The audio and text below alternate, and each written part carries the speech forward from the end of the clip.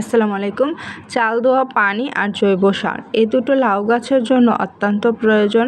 ছাদ বাগানে লাউ চাষ করা খুবই কষ্টকর।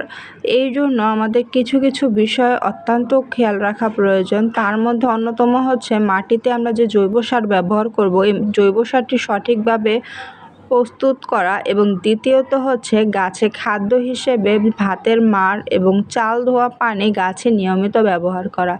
আমরা সাধারণত গাছের ক্ষেত্রে নর্মাল পানিটাই ব্যবহার করি। আপনি নর্মাল পানির জায়গায় প্রতিদিন অন্তত চাল ডাল ধোয়া পানি যদি গাছে ব্যবহার করতে পারেন, এতে কোনো পার্শ্ব প্রতিক্রিয়া নেই, গাছের কোনো ক্ষতি হবে না, বরঞ্চ গাছের জন্য আরও অনেক ভালো হয়।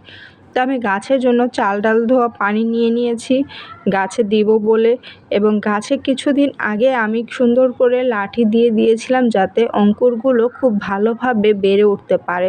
তবে আপনি চাইলে আরও বড় হলেও দিতে পারেন, যেহেতু এখানে একটি ক্যারেটে একাধিক গাছ হয়েছে, কোনো গাছ যেন কোনো গাছকে ক্ষতি না করে, এই জন্য আমি একটু একটু করে লাঠি দিয়ে রেখেছি, যাতে গাছগুলো যখন মোটামুটি বড় হয়ে যাবে লাঠিগুলোর সাপোর্ট পেয়ে খুব ভালোভাবে উপরে উঠতে থাকবে, অন্য গাছের উপরে ঢেলে পড়বে না।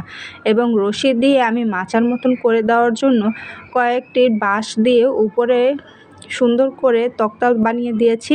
কিছুদিনের মধ্যে আমি উপরেও জালি জালি করে দেবো, যাতে লাউ শাকটা খুব দ্রুত বেড়ে উঠতে পারে। একটু মাচা করে দিলে গাছের জন্য অত্যন্ত ভালো হয়। তো গাছের পুষ্টির জন্য গাছে চাল ডাল ধোয়া পানিটা ব্যবহার করার চেষ্টা করবেন, মাছ ধোয়া পানি দেওয়ার চেষ্টা করবেন, এতে লাউ শাক গাছের ফলন খুবই ভালো আসে।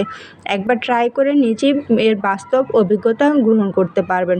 এবং গাছে যেন কোনো প্রকারের পোকামাকড় সংক্রমণ করতে না পারে, তাই আমি গাছে কিছু পরিমাণে চুলার ছাই এনে গাছে ব্যবহার করেছি। এতে করে গাছে যে ধরনের পোকামাকড় সংক্রমণ করে, সে পোকামাকড় গাছের পাতাগুলো নষ্ট করে দিবে না।